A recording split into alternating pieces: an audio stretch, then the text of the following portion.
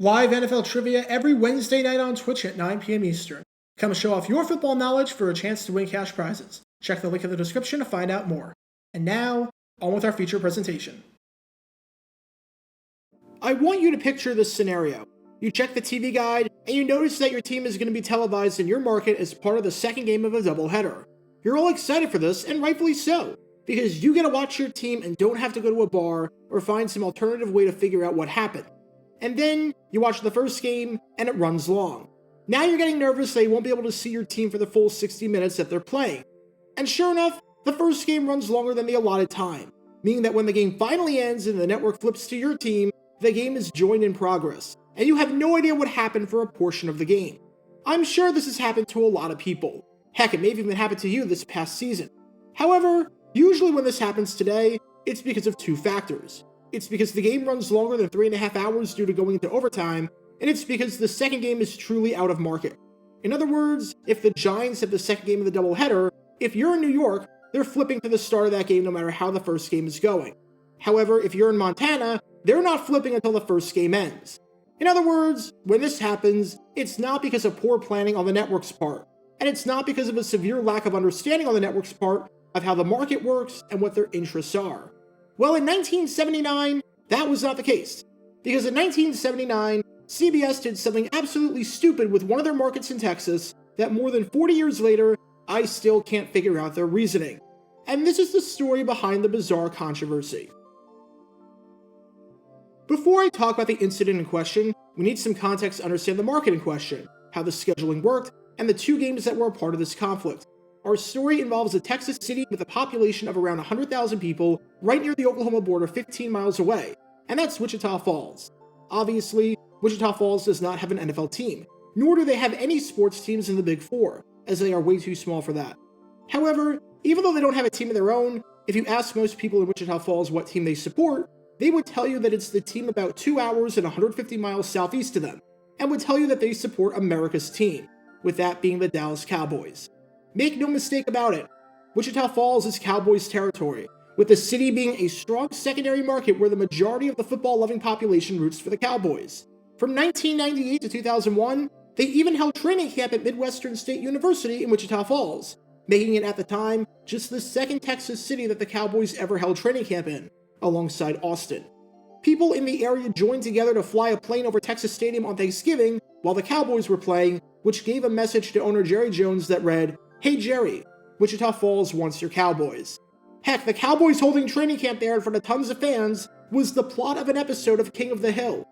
And it's hard to imagine Fox or CBS or whoever held the rights to the Cowboys games that week not showing them in Wichita Falls. In 2021, the Cowboys had 10 regionally televised games that were not shown on national television. Wichita Falls got all 10 of those games. In 2020, Wichita Falls got every Cowboys game, as was the case in 2019, and 2018, and 2017, and well, you get the idea. I dug through the archives of 506 Sports, which posts maps of every single game and where they're televised going all the way back to 2005.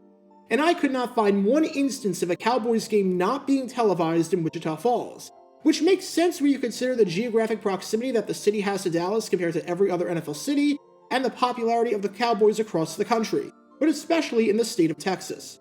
And back in 1979, that was especially true, because on Sundays during the season, people in Wichita Falls were dying to see their Cowboys play. In 1979, the expectations were really high for the Dallas Cowboys, and it's not too hard to see why.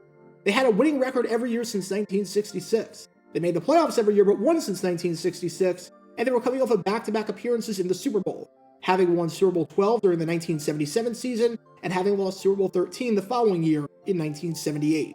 And through the first 5 weeks of the new season, it seemed like the Cowboys were picking up right where they left off. They sat atop the NFC East with a 4-1 record. They had the 4th best point differential in the conference, and they had the 4th best offense in the conference, only 9 points behind the New Orleans Saints for the top spot. With that electrifying offense featuring the likes of Roger Staubach, who still could sling it at the age of 37, Tony Dorsett, Drew Pearson, and Tony Hill, and a defense filled with some of the best players of their position like Randy White, Harvey Martin, and Cliff Harris, it's not hard to see why the Cowboys were a good team in 1979. And their next opponent in their quest to keep this season going strong and to maintain supremacy on the NFC East was the Minnesota Vikings. they entered this game at 3-2, and were playing some good football as of late, having won their last two games against the Green Bay Packers and the Detroit Lions. Aside from the fact that this was a game featuring two teams above 500, this was a game featuring two bitter rivals. Outside of the Steelers-Raiders rivalry, because that rivalry got so ugly that the United States court system had to get involved at one point, perhaps there was no interdivisional rivalry in the 1970s stronger than this one. From 1971 to 78, in the 8 years preceding this matchup, the teams met 4 times in the playoffs, including twice in the NFC Championship. One of those playoff meetings was the famous or infamous, depending on how you want to look at it, Drew Pearson Hail Mary in the divisional round. And the teams were evenly matched throughout the decade, with the 8 meetings between the teams of the 1970s resulting in an even 4-4 split heading into 1979. This was, without a doubt, the biggest game of the week on paper. There's a reason that this was, for all intents and purposes, the national game at the 4 o'clock Eastern time slot.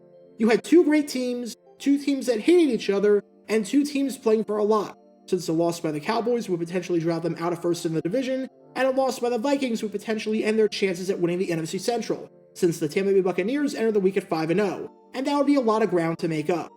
So with all that being said, you would think that Wichita Falls would be getting the Cowboys game, right? Well, kind of. Because CBS was about to mess up big time. There are two quick things that we have to note before going any further, and that is how the television schedule worked back in 1979. Number one, every week, one of the networks got a doubleheader, and as long as you weren't in a city where an NFL game was taking place, you got the doubleheader. I talked about why that was the case in a previous video of mine, so if you want to learn more about that, click the card in the upper right corner. However, this was not an issue for Wichita Falls, since they weren't a city with an NFL team, and even if they were considered Cowboys territory, the Cowboys were on the road that week against the Vikings. In other words, because CBS had the doubleheader that week, and because none of the exceptions applied, Wichita Falls was going to get 2 games, with one of them being the game at 3 o'clock between the Cowboys and the Vikings. I'm using Central Time for this, as that is the time zone that Wichita Falls is in. Number 2, the start times around the league were not uniform at all. It wasn't like today, where you have games start in the Central Time Zone at 12 o'clock and 3 o'clock. During Week 6 of the 1979 season, you had 6 games taking place at 12 o'clock, 1 game taking place at 1 o'clock, 5 games taking place at 3 o'clock, and 1 game taking place at 4 o'clock. This had to do with a variety of reasons, including scheduling conflicts and blue laws, but the starting times were incredibly staggered. And based off of that, you might be able to see where this is going. Because the good news for Wichita Falls was that not only was the city getting a doubleheader, but they were getting the Cowboys game as the second part of that doubleheader with the 3 o'clock game. The bad news, CBS decided that it would be a good idea to have the first game of the doubleheader be the battle between the St. Louis Cardinals and the Houston Oilers. It wasn't so much that the game itself was bad. Even though the Cardinals were a bad team and started the season with a 1-4 record, the Oilers were a popular team in the state at the time, and they were 4-1 and tied for first place in the AFC Central. If it was the case of me or a few people thinking that the CBS affiliate for Wichita Falls, KAUZ-TV, could have shown a more attractive game, then this is a non-story. Rather, it was for a completely unrelated reason. Remember how I said the start times were staggered and that there was one game that was going to be starting at 1 o'clock Central Time? Well, guess what game that was? And let's just say that people were absolutely furious about this. In case you haven't been able to figure out the problem, the Cowboys game starts at 3 o'clock, and the Oilers game, which is being shown by KAUZ as the first game of the doubleheader, starts at 1 o'clock. The typical NFL game lasts 3 hours. This means that by the time the Oilers game ends, it will be 4 o'clock, and we're already going to be at or very close to the end of the first half in the Cowboys game. For some reason, CBS, despite broadcasting the NFL for years and despite broadcasting thousands upon thousands of games, didn't realize that football games take 3 hours to complete. When's the last time you saw a pro football game end in 2 hours or less? No offense, but everyone who could have possibly seen a game take just 2 hours to complete is likely dead by now. It was that long ago. Heck, none of the high school football games I went to lasted less than 2 hours, and there were no television timeouts.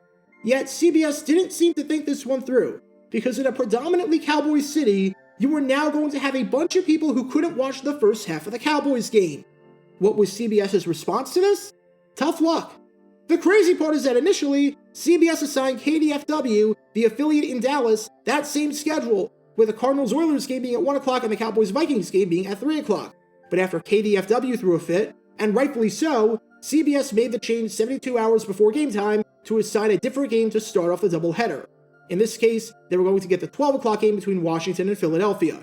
But when Wichita Falls requested the exact same thing at the exact same time, CBS executives threw their hands up in the air and said that there was nothing that they could do about it. As one CBS spokeswoman said, the NFL schedule of televised games was sent out at the beginning of the season. If the stations in your area didn't like the ones that they had, they should have requested a change. The fact that CBS put the blame on Wichita Falls for assigning them a game schedule that was physically impossible to air both games to their completion in, and then blame Wichita Falls for requesting a change when Dallas did the exact same thing, is a mind-boggling lack of accountability. Mark Andrews, who worked for KAUZ, thought as much, and said quite bluntly on CBS's response, "We do not have any choice on network football games. We are the Cowboys network, and we get any other game that they choose for us." If you're trying to imagine what a 2022 equivalent of this could be, imagine if Raleigh, North Carolina was airing a doubleheader, with the Carolina Panthers playing at 4 o'clock, and Raleigh was showing an NFL game on the same network that for some reason was starting at 2 o'clock, and was not going to flip to the Panthers game until that 2 o'clock game was over. And yet, that still might not be as bad as what happened in 1979, because at least there are ways to get around that incompetency today through Sunday Ticket and streaming services, and as an absolute worst case scenario, red zone for the big plays.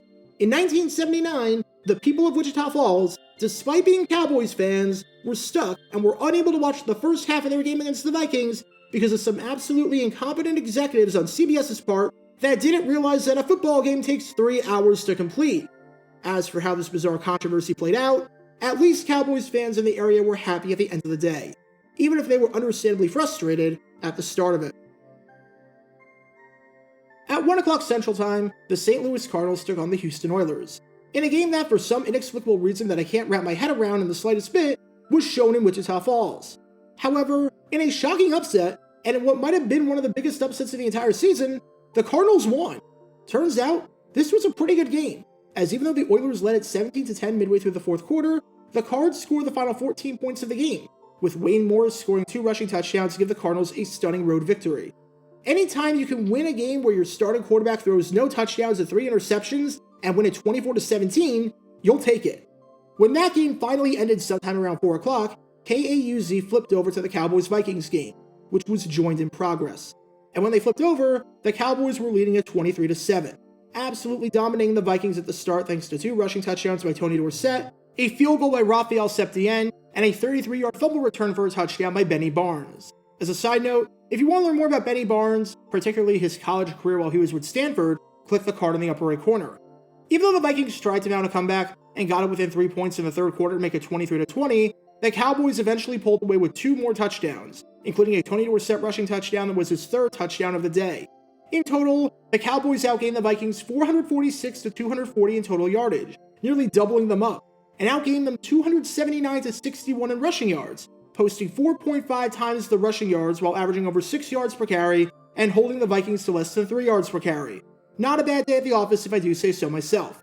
It was another dominant performance by a very good Cowboys team. Too bad that for their loyal fans in Wichita Falls, they were only able to watch half of it. If there's any network executives watching this video, here's some free advice.